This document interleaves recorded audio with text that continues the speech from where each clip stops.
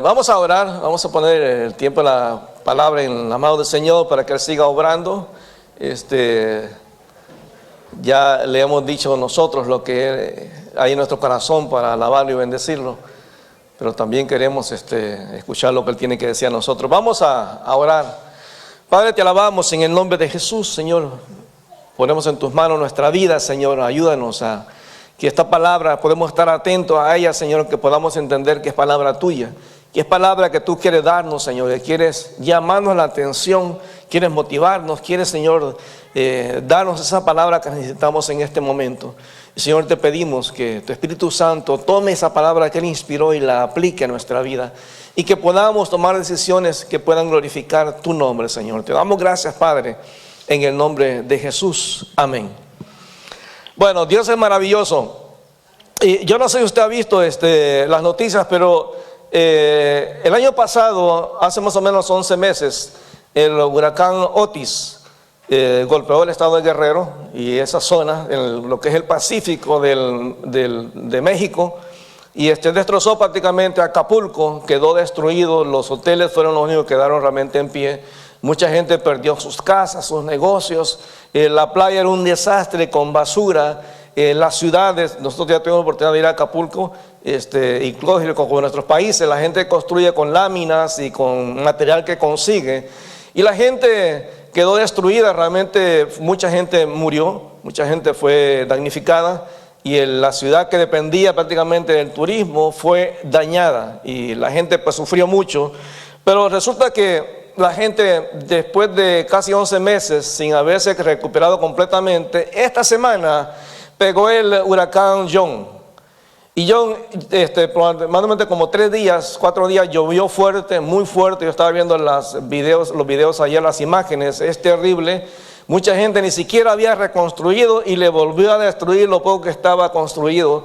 El huracán John ha sido fuerte, entró realmente hay pueblos que prácticamente fueron destruidos porque hay gente muy pobre, ríos se desbordaron, ha sido terrible. Y cuando uno ve todo ese tipo de cosas, se pregunta, bueno, ¿dónde está Dios en todo este tipo de cosas? Cuando uno ve las guerras que hay alrededor del mundo, ve la guerra de Rusia a Ucrania, ve la guerra entre Israel y Palestina, ve las guerras aún internas en algunos países, crisis económicas, uno ve los problemas que hay en nuestros países, los problemas sociales, los gobiernos aprovechándose de la fe de las personas que creen en las promesas que muchos de estos gobiernos hacen. Y es interesante cuando uno escucha, como decía un presidente en esta semana en el discurso en las Naciones Unidas, él decía que era ridículo que algunos países que oprimen a sus ciudadanos han sido puestos dentro de la ONU como los que tienen que vigilar los derechos humanos, cuando en sus países hay dictaduras. Entonces las dictaduras, los desastres naturales y todo lo que hay, cuando uno piensa, bueno, uno lo escucha y dice, bueno, eso está por allá lejos. Pero imagínense por un momento que de pronto eso no fuese algo limitado a Acapulco o a la guerra allá en Israel o a la guerra en Ucrania, donde hay hambre, hay muerte, hay temor, hay soledad, porque mucha gente se ha quedado sola. Ahora imagínense que eso alcanzara a cada rincón del planeta Tierra. ¿Qué no importa si usted se vaya huyendo a México, a El Salvador, a Colombia, a Venezuela, a Cuba, o a República Dominicana, donde usted sea, donde vaya, hay lo mismo, hay dictadura, hay desastres naturales, hay terremotos, hay guerra, y usted no tiene lugar para donde escaparse. Ahora, ¿cuál sería su reacción en ese momento? Imagino que la pregunta que uno le haría, bueno, ¿dónde está Dios en medio de todo eso?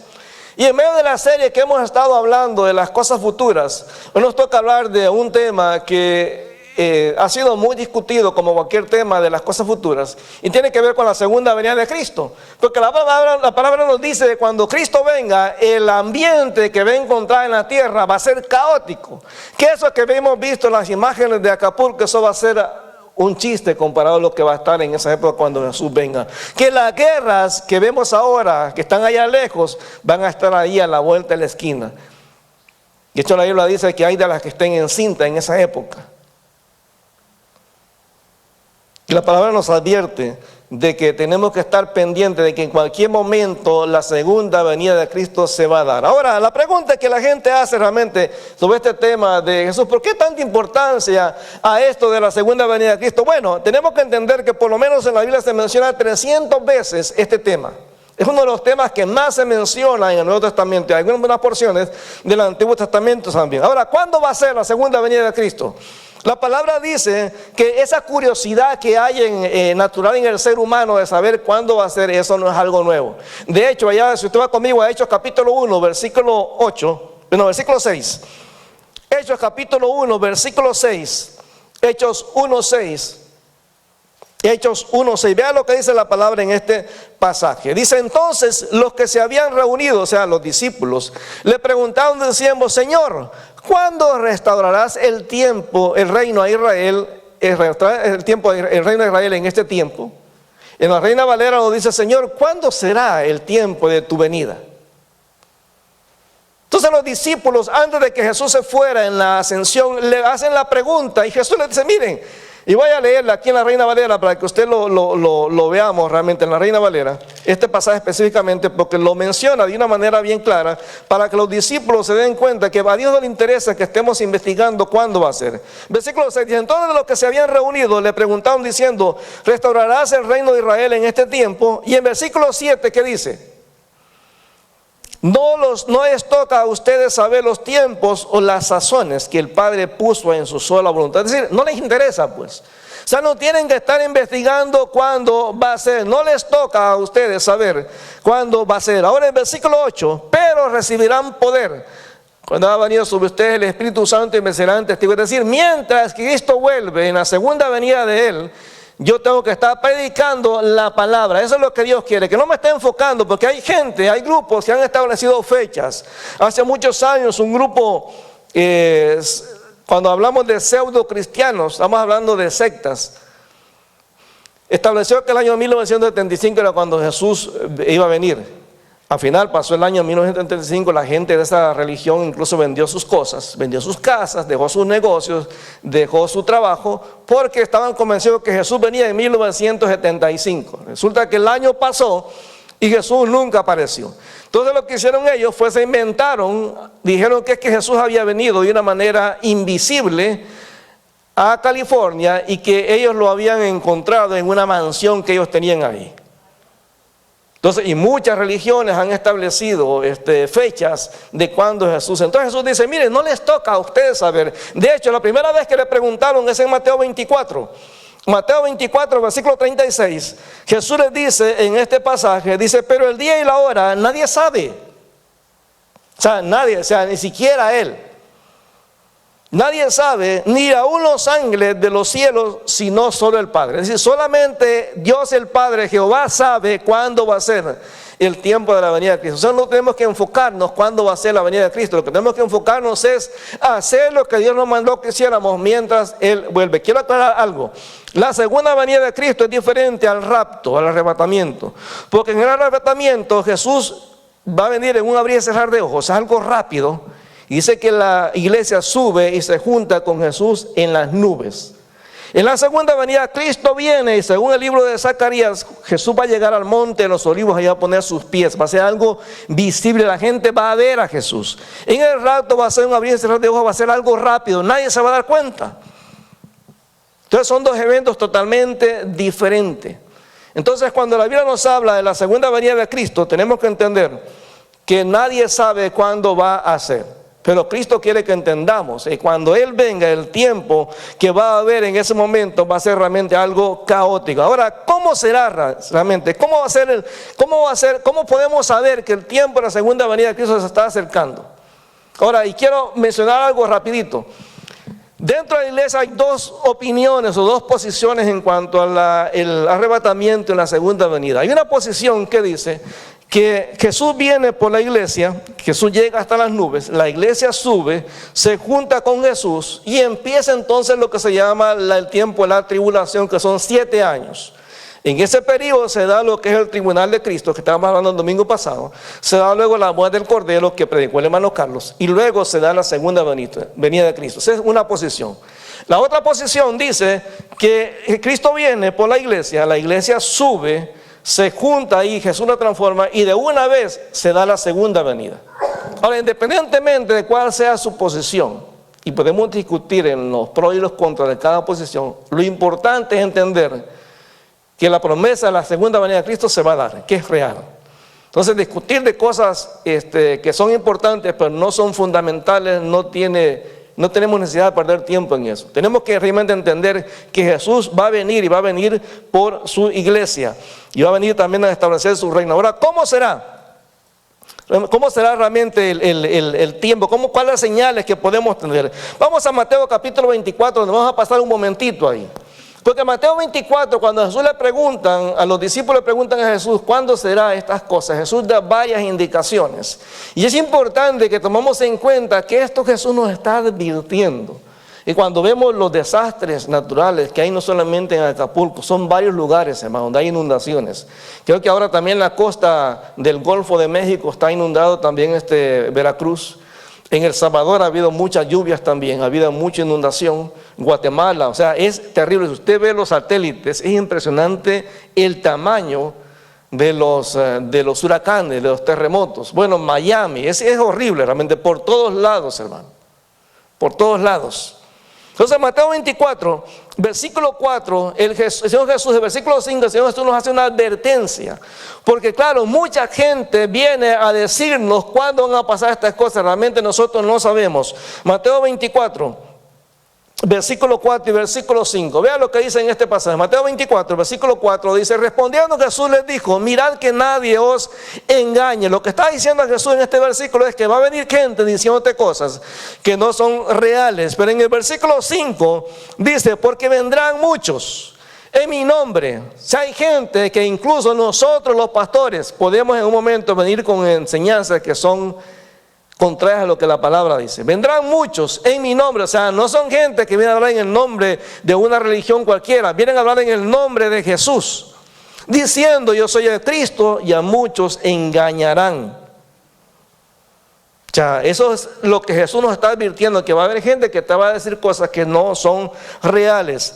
Siempre ahora en el versículo 23, Mateo 24, 23. Jesús nos advierte que va a venir anticristos en ese tiempo. Dice Mateo 24, 23. Dice: entonces si alguno les dijere, mira, aquí está el Cristo, o mirad, ahí está, no lo crean. No lo crean. Versículo 24. Porque se levantarán, dice, porque se levantarán Cristos, falsos Cristos y falsos profetas, y harán grandes señales y prodigios, de tal manera que engañarán, si fuese posible, aún a los escogidos. No, ya os lo he dicho antes. Así que si os dijeren, mirad, está aquí en el desierto, no salgan. O miren, está en los aposentos, no crean. Es decir, Jesús nos está advirtiendo que va a venir gente estableciendo fechas y diciendo, mira, yo soy Cristo. De hecho, en varios momentos en la historia hemos visto gente que se ha establecido como Cristo, como aquel puertorriqueño. En Israel había un judío que decía pues, que él era el Mesías. Entonces realmente Jesús nos advierte que va a haber gente tratando de engañarnos. Pero la pregunta es, ¿cómo va a ser realmente el ambiente, la sociedad, la cultura, las situaciones que van a estar pasando en la tierra cuando Jesús venga? Si usted ve ahí en Mateo 24, versículo 3, otra vez, Mateo 24, 3, dice que estando en el monte de los olivos, los discípulos le preguntaron, diciendo, dinos cuándo serán estas cosas y qué señal habrá de tu venida y del fin del siglo. ¿Cómo podemos saber realmente que estas cosas se van a dar? ¿Cómo podemos saber que estas cosas realmente van a haber? En versículo 6 y versículo 7, Mateo 24 nos dice que habrá guerras. Es decir, lo que estamos viendo ahorita en Rusia y ese temor que tenemos de los armamentos nucleares, eso cuando llegue el tiempo de Jesús, esto que está pasando ahorita va a parecer un chiste. Esas guerras civiles que han habido en nuestros países va a parecer un chiste. Pero en el versículo 6 dice, oiréis de guerra y rumores de guerra, mirad que no se turben, porque es necesario que todo esto acontezca. O sea, es necesario que haya guerras y rumores de guerra, pero aún no es el fin, porque se levantará nación contra nación y reino contra reino, y habrá pestes, hambres y terremotos en diferentes lugares. Y todo esto será principio de dolores. La gente va a sufrir, hermano. O sea, no va a haber de que un país ayude a otro en medio de la crisis, porque cada país va a estar sometido en sus crisis, viviendo guerras, viviendo terremotos, viviendo inundaciones, viviendo sequías. Va a ser un tiempo de crisis. Versículo 21. Mateo 24, versículo 21, vea lo que dice en este pasaje: porque habrá entonces gran tribulación, cual no la ha habido desde el principio del mundo. O sea, nunca hemos vivido algo así. El temor más grande en este momento es las armas nucleares. Si en un momento Rusia se sintiera acorralado, podría usar las armas nucleares, y lastimosamente para usted y para mí estamos cerca de Estados Unidos. Si uno de esos misiles se desvía un poco, hasta ahí llegamos, hermano.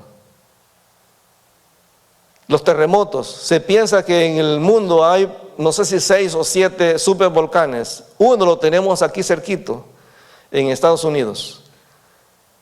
¿Cómo se llama el volcán este que está en Estados Unidos? ¿Perdón? No, sí, creo que el de Washington, ¿cómo se llama? Yellowknife, no sé cómo se llama, pero son unos volcanes, es uno de los supervolcanes que dicen que cuando se explote, bueno, todo Nueva York, Montreal, Toronto, desapareceríamos en un abrir y cerrar de ojos. Si eso explota, eso es algo tan fuerte. Entonces realmente, hermano, tenemos que entender que cuando Cristo venga, la crisis va a estar tan fuerte, la gente va a estar muriendo, la gente va a estar padeciendo hambre, va a estar pasándose también una situación difícil en sus vidas. Entonces dice, porque habrá entonces gran tribulación como no la ha habido desde el principio del mundo hasta ahora, ni la habrá. Y en el versículo 22 dice, si aquellos días no fueran acortados,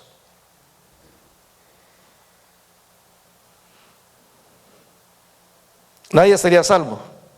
Mas por caso de los escogidos, aquellos días serán acortados. O sea, Dios sabe que la gente en un momento no va a soportar la presión de estar corriendo de un terremoto a un huracán, a un tiempo de sequía. Mira, hermano, nosotros acá no tenemos problemas con el agua, porque Canadá tiene un buen porcentaje de agua dulce del mundo. Pero hay lugares donde el agua es lo más preciado que hay.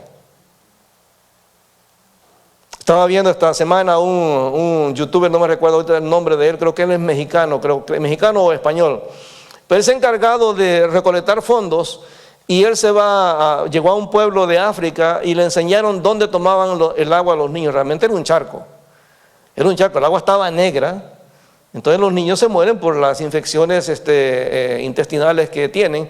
Y cerca del lugar donde beben agua los niños, porque ahí se ve donde el niño mete la taza y toma el agua, la vaca está tomando también agua de ahí. Y él dice, no puede ser. Entonces lanza el llamado y al final de cuentas recogen el dinero y empiezan a hacer un pozo. Se tardan como 3 meses para encontrar el agua muy profunda, y la gente disfruta, celebra cuando ven el agua limpia salir. Para usted, para mí es fácil ir a la llave o al chorro y abrirlo y ahí está el agua. Y hasta nos quejamos, qué mal sabor tiene esta agua. Ya que los que son mexicanos se sorprenden cuando llegan acá y ven que uno puede tomar agua de la llave, porque en México no se puede, hermano. Usted toma agua de la llave, se muere. Pero aquí usted puede tomar agua de la llave y está mejor a veces el agua de la llave que el agua de la botella.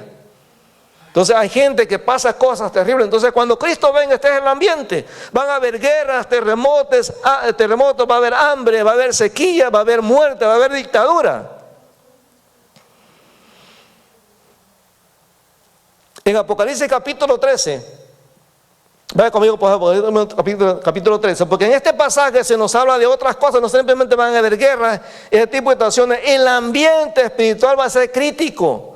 Pero aquí en el versículo 3, Apocalipsis capítulo 13, versículo 3 hasta el versículo 4, en este pasaje nos dice que una de las cosas que Jesús va a encontrar cuando venga en su segunda venida va a ser la adoración del diablo. Hoy uno se escandaliza cuando dice, pues fulano es satánico.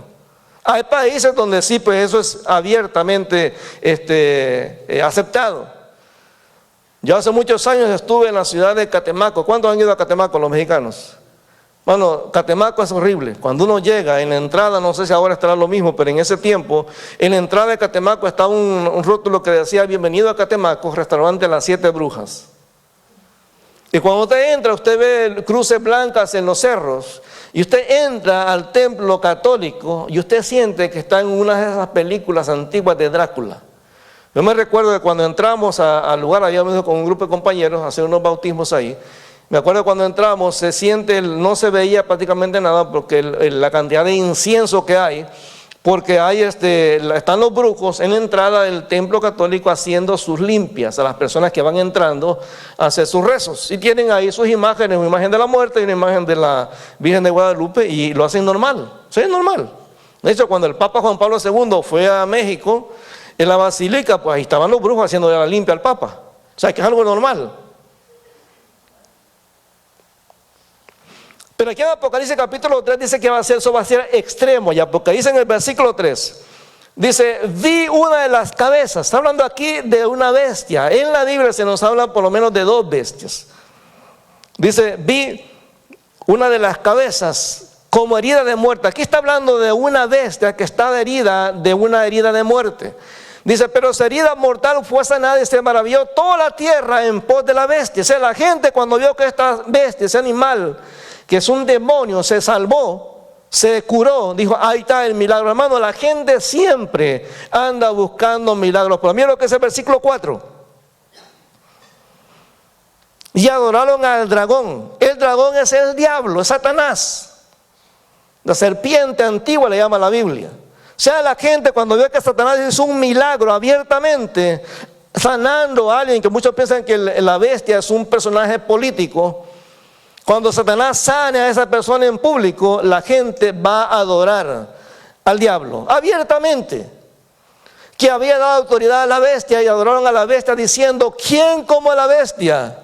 ¿Y quién podrá luchar contra ella? O sea, cuando Jesús venga, lo que va a encontrar es adoración abiertamente al diablo.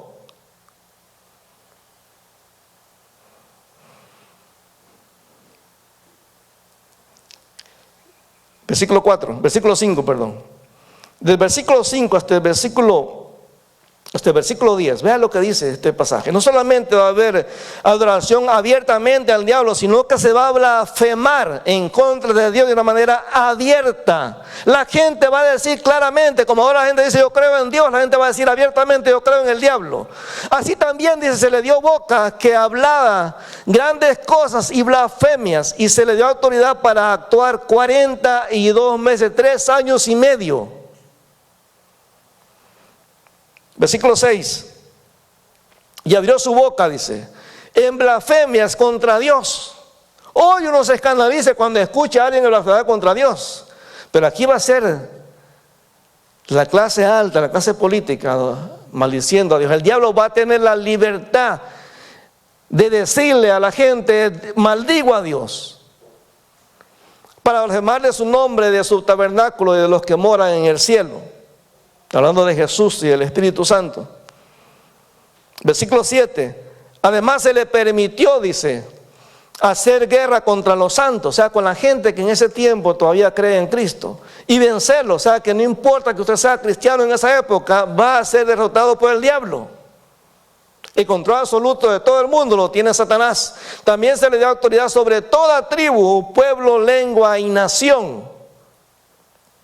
Si no va a haber ninguna nación, no importa que sea el pueblo más escondido de la sierra en México, si se opone al diablo, va a ser destruida porque se opone a la autoridad del diablo. Versículo 8. Y adoraron a la bestia todos los que pertenecen a este mundo, cuyos nombres no están escritos en el libro de la vida. O sea, que todo aquel que adore a la bestia o adora al diablo no es salvo. Dice: cuyos nombres no están escritos en el libro de la vida antes de la creación del mundo, el libro que pertenece al Cordero que fue sacrificado.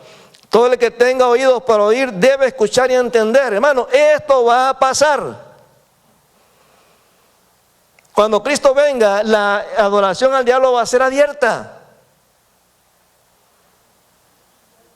Hace muchos años escuché de que en El Salvador había, en una colonia, En una colonia se dio un deslave, había como un cerro y llovió mucho y el cerro se empezó a caer, a derrumbar y cayó encima de unas casas. Y la gente pues llorando por lo que había pasado, porque era justo un día, creo que sábado en la noche, y había gente pues que murió. Pero resulta que cuando entran a una de las casas que había quedado completamente sepultada, se dieron cuenta que dentro era una iglesia satánica. Fue prácticamente completamente aniquilada toda la gente que estaba dentro. Pero en este tiempo que va a tener control de todo, el que va a hacer milagro ya no va a ser Dios, va a ser el diablo. A quien van a adorar a la gente ya no va a ser a Dios, va a ser al diablo.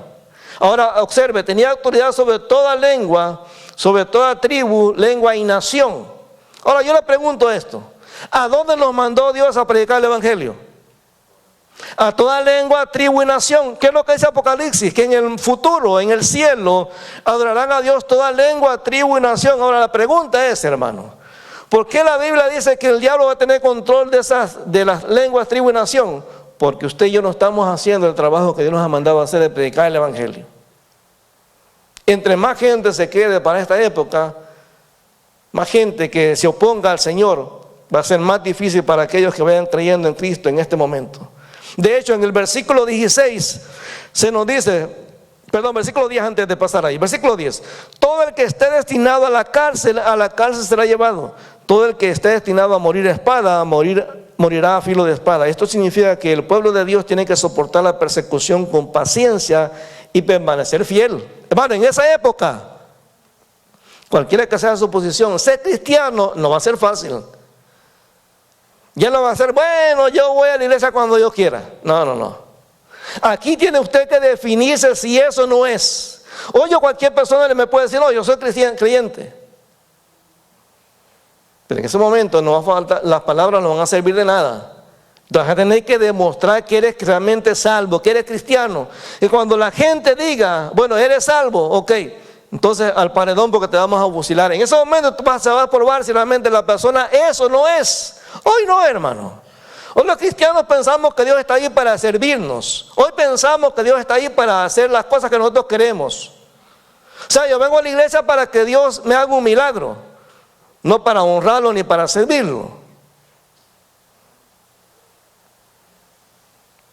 Ayer cuando estábamos en la Plaza Santuber, encontré a un señor, Lorenzo, de El Salvador, y lo veo que iba con su bastón y le digo, ¿qué te pasó?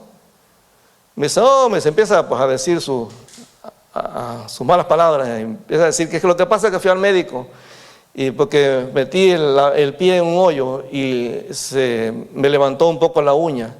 Y fui y me dijo que no pasaba nada, que era simplemente la uña. Y fui al CLSC, me dieron la cita por 7 días. Pero cuando llegué ya era muy tarde. Me trataron de dar antibióticos, pero como él tiene diabetes, se le gangrenó la uña. Y tienen que cortarle ese pedazo. Entonces empecé a hablarle de la gracia de Dios, usando el sistema de las manos, empecé a hablarle de la gracia de Dios. Me decía, sí, yo sé que necesito a Dios. Entonces, en un momento determinado, Adriana estaba al otro lado de la calle, esa señal que qué pasó. Entonces, cuando me acerco, me dice, ¿qué te pasa? Te veo tu cara triste. Le digo, es que estoy triste. Estoy triste, le digo, porque cuando veo a la gente acá en la plaza, cómo pasan, porque a veces uno quería darle tratado, estábamos dando tratados en español y en francés. La mayoría de gente francesa no aceptaba el tratado. O hispanos, pues algunos sí. Digo, me siento triste, digo, porque toda esta gente que está aquí, sin Cristo, va al infierno. Y la pregunta que yo me hago, le digo, ¿dónde está la iglesia? ¿Dónde está la iglesia en este momento? Viendo Netflix, haciendo sus compras. ¿Y qué va a pasar entonces con toda esta gente que se va al infierno? Versículo 16. Dice que se exigirá la adoración del diablo. O sea, no es cuestión si usted quiere o no quiere hacerlo. Versículo 16. Además se exigió a todos, pequeños y grandes. O sea, sean jóvenes, sean adultos, sean viejos, sean ricos, sean pobres, sean mujeres o sean hombres. Todos. Ricos y pobres, libres y esclavos, que se les pusiera una marca en la mano derecha. y en la frente. Y nadie podía comprar ni vender nada sin tener esa marca, que era el nombre de la bestia. Es decir, el diablo siempre copia a Dios. Cuando una persona llega al conocimiento de Cristo y lo acepta como Señor Salvador, el Señor te sella, te pone la marca del Espíritu Santo. Dice la palabra en Efesios capítulo 1. El Señor te sella indicando que ahora eres propiedad de Dios. Por eso cuando el diablo va y ve un espiritual a alguien que es creyente, ve la marca del Espíritu Santo, ya no se acerca, pues este ya no es mío, este es del Señor. Y le digo que eso funciona, hermano. El sello que Dios pone en tu vida, el diablo reconoce claramente que esa persona que ha tenido un encuentro personal con Jesús está en otra categoría. Hace muchos años, estando en Nueva York, me acuerdo que llegó un muchacho a la iglesia de México, y él me dijo que en México pues había tenido cierta posición en el gobierno y que había tenido que huir de México por ciertas cosas. Pero me dijo, mire, yo, me dice, conozco un poquito de las cosas de Dios, pero me gustaría, me dice, si usted puede ir conmigo al apartamento. Yo le digo, ¿pero por qué? Me dice, porque usted es pastor, me dice, y yo necesito que alguien, me dice, que es creyente, entre conmigo al apartamento. Le digo, pero a ver, cuéntame primero qué pasa. Me dice, mire, lo que pasa es que yo vivo en una casa, me decía, me dijo dónde vivía. Me dice, ahí viven varios muchachos. Pero la dueña del local donde vivimos, me dice, hay varios apartamentos. Me dice, yo de pronto he empezado a ver cosas, porque ella se ha acostado con la mayoría de los muchachos ahí. Entonces yo me dice, no quise, porque pues ya está vieja, me dice, ya está vieja. Yo le digo, ok. Digo, pero ¿qué pasa? Mire, lo que pasa me dice que yo entro al cuarto y no puedo dormir, porque la tele se enciende, se mueven las cosas de un lugar a otro. Me dice, yo sé, me dice que la señora es bruja, porque me dice, en la parte de abajo, en su sala, ya tiene un altar a la muerte. Entonces yo conozco, yo sé de eso, porque pues yo en México he visto esas cosas. Entonces necesito que usted vaya para que usted me sirva el salvaconducto para entrar. Y yo le digo, bueno, está bien. Yo me puse a orar y dije, Señor, pues límpiame de todo pecado, ahí voy. Y pues llegamos a la casa, y cuando ya entramos al patio, íbamos a subir a su apartamento. Pero yo no quiero nada del apartamento, yo quiero nada más mis papeles y no quiero nada, porque ahí parece que la brujería se vaya en la tele. Entonces pasamos por un cuarto que estaba ahí, y me dice, si usted ve a la izquierda, ahí está la señora en el altar. Entonces cuando yo volteo a ver, veo a la señora, una señora normal. Entonces la señora me ve y se metió rápido. Y me dice, entramos. Y me dice, oiga, me dice, qué impresionante. Ella le tuvo miedo. Ella le tuvo miedo. Me dice, mire, me dice, entramos al cuarto, sacamos los papeles. Mire, me dice, no hay nada que se mueva. Me dice, yo quiero que usted me explique cómo ser cristiano, porque yo nunca había visto esto. Entonces el poder de la sangre de Jesús, hermano, es tan fuerte. Satanás sabe. O sea, todo esto que va a pasar de que la adoración a Satanás, que la blasfemia de Satanás a Dios, hermano, es Dios permitiéndole a Satanás que tome control de la tierra de todos aquellos que no han querido entregarle su vida a Cristo. Por eso, amados hermanos, si usted que está en la iglesia tiene que estar seguro que ya es salvo, porque si no, usted va a vivir esto. Porque recuerden, imagínense que Cristo viene por la iglesia y nos vamos. Ahora imagínense que de pronto, me voy a incluir, hermano, para no ser mala onda. Imagínense que de pronto este lado se va, se desaparecen en pleno culto. Pero resulta que los que estamos acá y los de atrás también nos quedamos. Entonces, ¿cuál sería nuestra reacción cuando vemos que aquellos desaparecieron? Oye, hermano, yo me convierto en ese momento, ¿sí o no? El problema es que cuando ya pasó el rapto ya no hay otra oportunidad de irse otra vez. En ese momento yo tengo que ahora que demostrarle al mundo que mi fe en Cristo es real y estar dispuesto a pagar con mi vida mi fe en Cristo. O sea, no va a ser fácil, la gente va a sufrir. El diablo sabe, y mira, hermano, no importa cuándo usted se oculte, el diablo va a saber. ¿Se acuerda cuando Jesús llega donde está el endemoniado gadareno? Los que estaban ahí no se dieron cuenta, pero los demonios dentro de este hombre, en el momento que vieron a Jesús, ¿qué le dijeron?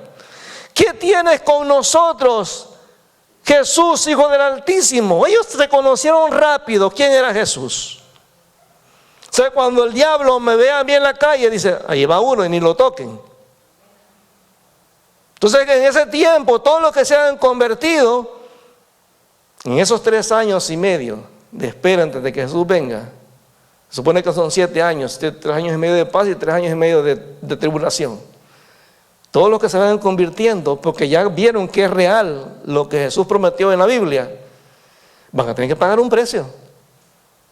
Ahí no va a poder decir, no, pero es que yo no soy cristiano, yo nada más se va de broma a la iglesia. No, el diablo va a decir, no, pero espérate, veo en ti el sello. O sea, en ese momento vas a tener que definir, ¿tú eres de Dios o eres del diablo? Si eres de Dios, mantienes en sello el Espíritu Santo. Si eres del diablo, tienes que ponerte la marca de él. Y no vas a poder comprar absolutamente nada si tú no tienes la marca del diablo. O sea que todo aquel que cree en Cristo va a tener que pagar un precio. Dice, nadie podía comprar, versículo 17, ni vender nada sin tener esa marca que era el nombre de la bestia y el número que representa su nombre. Aquí se requiere sabiduría, versículo 18. El que tenga entendimiento que resuelva el significado del número de la bestia, porque es el número de un hombre. Su número es 666. Cuando todo esto esté pasando, toda esta crisis esté pasando, aparece la esperanza. Versículo 29. Vean lo que dice. En Mateo capítulo 24, versículo 29. Cuando todo esto esté pasando, la crisis, la persecución, cuando esté todo la gente, los pueblos oponiéndose a Israel, porque los judíos van a ser también perseguidos. Mateo capítulo 24, versículo 29, Jesús dice, e inmediatamente, después de la tribulación de aquellos días, el sol se oscurecerá. Apocalipsis dice que la gente va a ver esa oscuridad tan profunda que ni siquiera van a poder verse uno al otro. Y la luna no dará su resplandor. Y las estrellas caerán del cielo. Muchos han pensado que estas estrellas que van a caer son misiles. Otros piensan que es granito, del tamaño de una bola de fútbol. Pero mucha gente va a morir. Y la potestad de los cielos serán conmovidas. O sea, todo va a ser trastornado, hermano. Porque Dios le va a demostrar al mundo que el poder lo tiene Él, no el diablo. El diablo hace lo que Dios dice, hermano. El diablo sabe que va a tener esta oportunidad, pero sabe que es Dios que le está dando la autoridad para hacerlo. En Lucas capítulo 21, Jesús lo vuelve a repetir a los discípulos. Lucas capítulo 21, versículo 25 al 28. Vea cómo lo menciona Lucas. Lucas capítulo 21, versículo 25 al versículo 28. Entonces dice Jesús, habrá señales en el sol y en la luna y en las estrellas y en la tierra, angustia de las gentes confundidas a causa del bramido del mar y de las olas. Hermano, ayer se estaba mostrando en algunos lugares en Estados Unidos una ola impresionante, hermano. Impresionante. La gente se va a asustar cuando vea todo lo que esté pasando, porque Dios le va a mostrar a la gente de que quien esté en control, a pesar de que lo visible sea el diablo, quien esté en control es Dios. Y la tierra, dice, y en la tierra habrá angustia de las gentes confundidas, desfalleciendo los hombres por el temor y la expectación de las cosas que sobrevendrán. Hermano, la gente va a ver el poder de Dios y a pesar de eso se van a rebelar en contra de Dios, porque las potencias de los cielos serán conmovidas. Versículo 27. Entonces vendrá el Hijo del Hombre, que vendrá en una nube, o sea, va a ser visible. El rapto es un abrir y cerrar de ojos, nadie se va a dar cuenta, pero en la segunda venida la gente lo va a ver, hermano, como los satélites que tenemos ahora.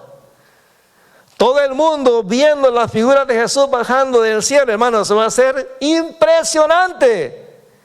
Yo imagino al diablo temblando, hermano, cuando ve a Jesús bajando en una nube con poder y gran gloria. Por tanto, cuando todas estas cosas comiencen a suceder, pónganse de pie y levanten la mirada, porque la salvación está cerca. Va a ser visible. De hecho, en Hechos 1:10, cuando los discípulos están viendo que Jesús se va hacia las nubes, en la ascensión, el ángel que está ahí les dice a los discípulos en el capítulo 1 de Hechos, versículo 10, y estando ellos con los ojos puestos en el cielo, entre tanto que él se iba, y aquí se pusieron junto a ellos 2 varones con vestiduras blancas, los cuales también les dijeron: varones galileos, ¿por qué están mirando al cielo? Este mismo Jesús que ha sido tomado de ustedes al cielo, así vendrá como lo habéis visto ir al cielo. Va a ser visible. La gente va a dar cuenta que ahí viene Jesús.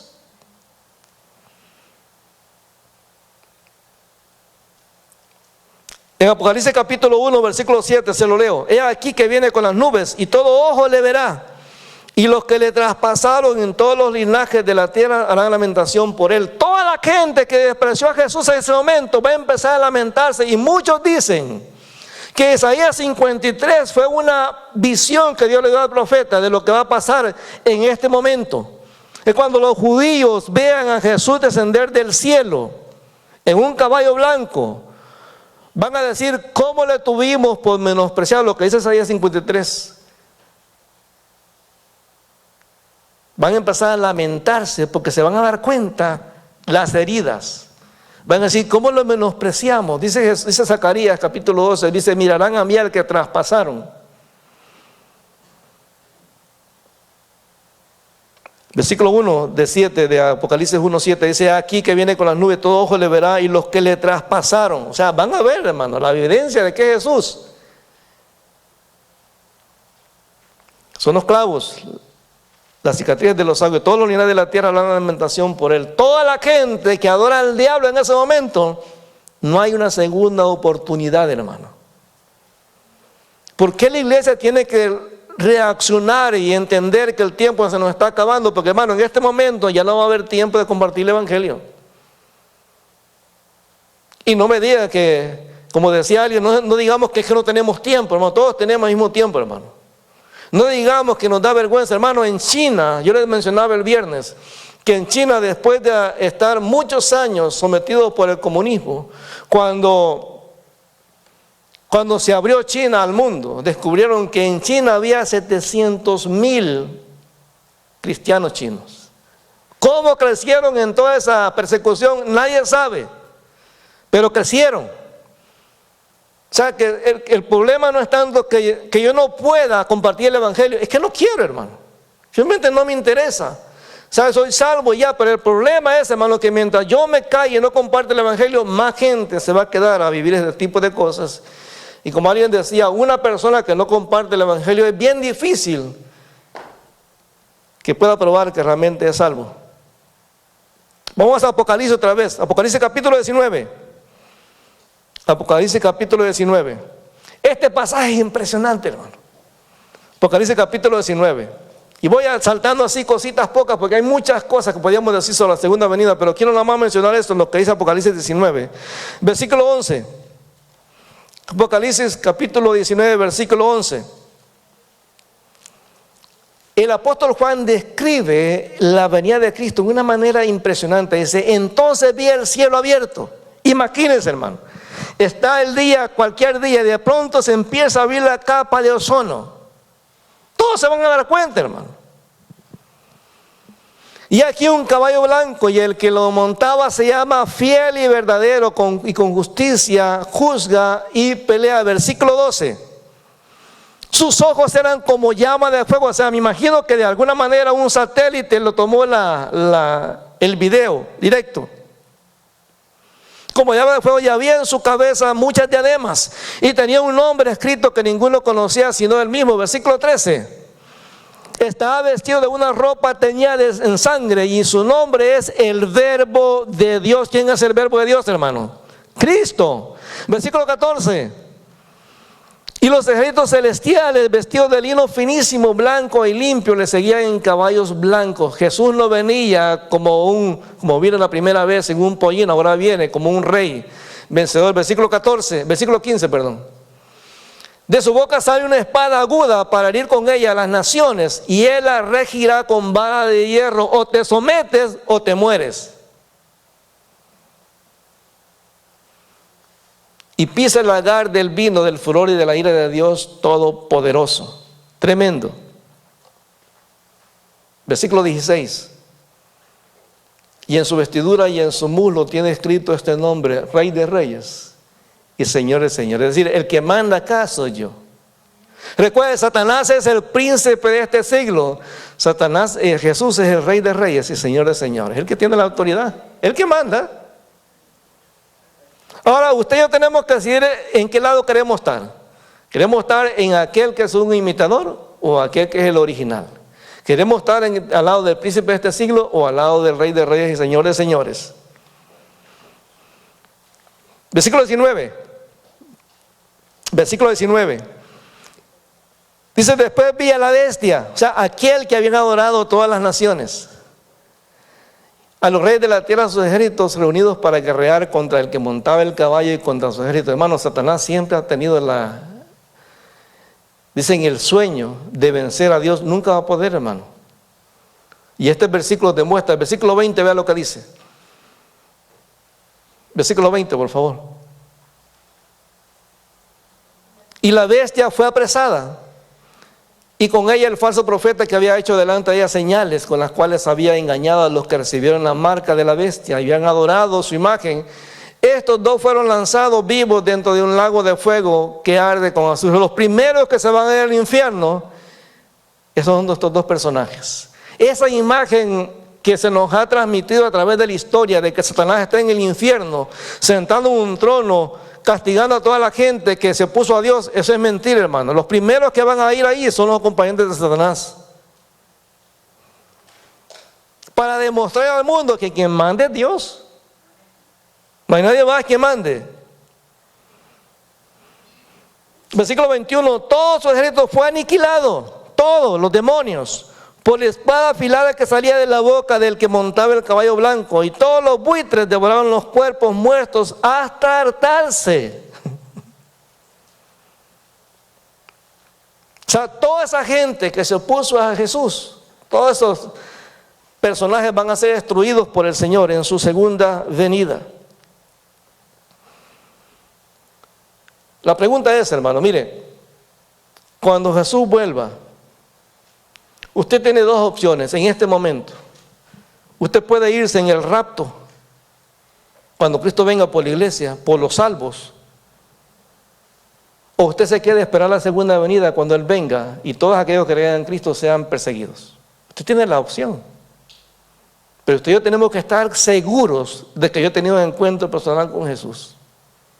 A mí no me diga que usted, no, yo levanté la mano hace tiempo. Eso no es ser creyente, hermano. Yo tengo que tomar una decisión por Cristo. Y la Biblia dice que el que cree en Cristo tiene que seguirlo. O sea, son los hechos los que demuestran si realmente Cristo es real o no en mi vida, hermano. Cuando para mí lo más importante son mis cosas, mis planes, mis proyectos, en lugar de lo que es la palabra de Dios, hay un problema ahí. La segunda venida se va a dar, lo quiera usted o no lo quiera, lo acepte o no lo acepte. ¿Esté de acuerdo o no esté de acuerdo? Pero se va a dar. Y en ese momento la crisis en el mundo, recuérdese, ya Dios nos mostró, nos dio una probadita de lo que pasa cuando hay peste. ¿Se acuerda del COVID? ¿Se acuerda cuando empezó allá en China? Decíamos, pues los chinos, esos comen de todo. ¿Se acuerda cuando apareció el primer caso en Italia? Luego en España, está al otro lado todavía. Pero cuando dijeron allá en Estados Unidos, ya nos empezó a afligir porque en Estados Unidos está cerquita. Y cuando apareció en Canadá, y cuando empezamos a ver a la gente muriéndose, nos dimos cuenta que lo que empezó en un lugar tan lejano, nos alcanzó, era una plaga. La Biblia habla de pestes. O sea que va a empezar una en China, va a empezar otra aquí en Latinoamérica, va a empezar otra aquí en el norte, va a empezar otra en África. No va a haber lugar donde podamos escapar. Y no importa si lo negamos. Aparte de eso, de que ustedes están tratando de salvarse de las pestes, hay hambre porque no hay comida. Hay dictaduras porque hay gente que quiere mandarte. Hay terremotos. Hay inundaciones, hay sequías. Y aparte de eso, si tú quieres comprar algo, tienes que identificarte con el diablo, si no lo puedes vender ni comprar.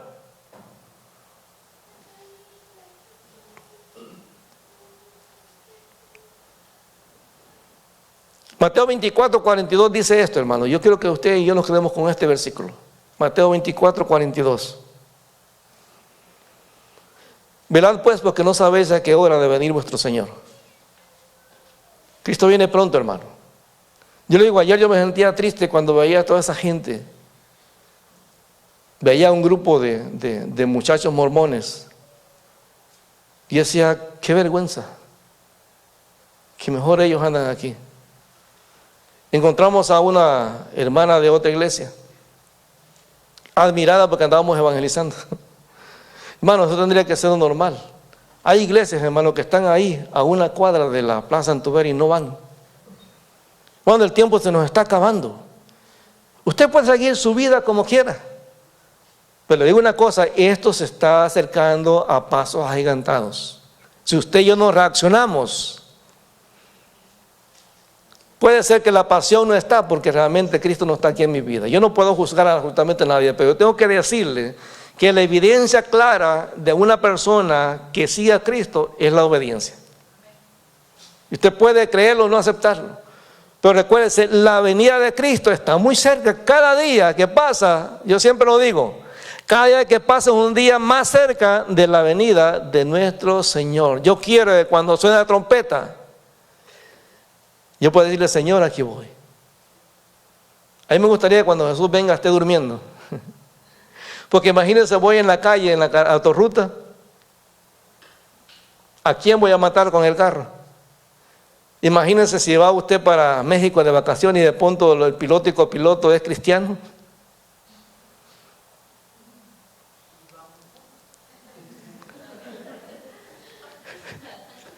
Ahora imagínense que no se vaya.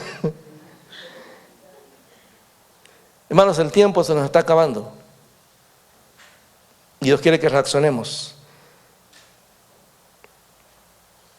La venida de Cristo es personal, visible y real. Cristo viene pronto a establecer su reino en esta tierra. Padre, te alabamos en el nombre de Jesús. Dios, la segunda venida de tu Hijo Jesucristo, Señor, es real. Se va a dar, Señor, muy pronto. Y Padre, tu palabra nos describe todo lo que va a haber, el caos, Señor, a nivel mundial. Que va a haber, Señor, guerras. Que van a haber, Señor, rumores de guerra, amenazas de guerra, van a haber terremotos, van a haber inundaciones, desastres naturales, va a haber hambre, Señor, va a haber dictadura, Señor, mundial, un gobierno central que va a gobernar la voluntad de todo ser humano, no importa qué religión tenga, porque va a haber una sola religión que va a ser aceptada, que es la adoración a Satanás. Y Padre, nosotros tenemos la responsabilidad de llevar este mensaje de salvación a los que no te conocen, para que menos gente esté ahí, Señor, para cuando tú vengas. Que muchos padres se puedan ir hacia el cielo, Señor, contigo en la venida de Cristo, en el rapto, Señor. Que los que estamos aquí hoy, Señor, podamos tomar una decisión clara y decirte a ti, Señor, sí, yo quiero entregarle mi vida a Cristo para que Él sea mi Señor y mi Salvador. Y mostrar a través del día a día ese compromiso. Si tú tienes hijos pequeños o grandes, no hay mayor bendición que llevar a tus hijos al evangelismo, a compartir, enseñarles. No hay privilegio que ir también como parejas y compartir la palabra. No hay mejor privilegio que honrar el nombre de Jesús a través de decirle a otro lo que ha hecho en mi vida. Decirle que cuando yo no lo merecía, cuando estaba condenado, Él me salvó. Decirles que solamente en Cristo hay salvación y vida eterna. Decirles que no es la religión la que salva, sino que es Jesús. Padre, en el nombre de Jesús, queremos poner nuestra vida en tus manos, Señor. Si nuestra vida te sirve, úsala, Señor. Y sabemos que es útil para ti, Señor. Padre, hoy están aquí con los que tú querías hablar, Señor. Y cada uno de nosotros somos responsables de lo que vamos a hacer con la palabra que tú nos has dado.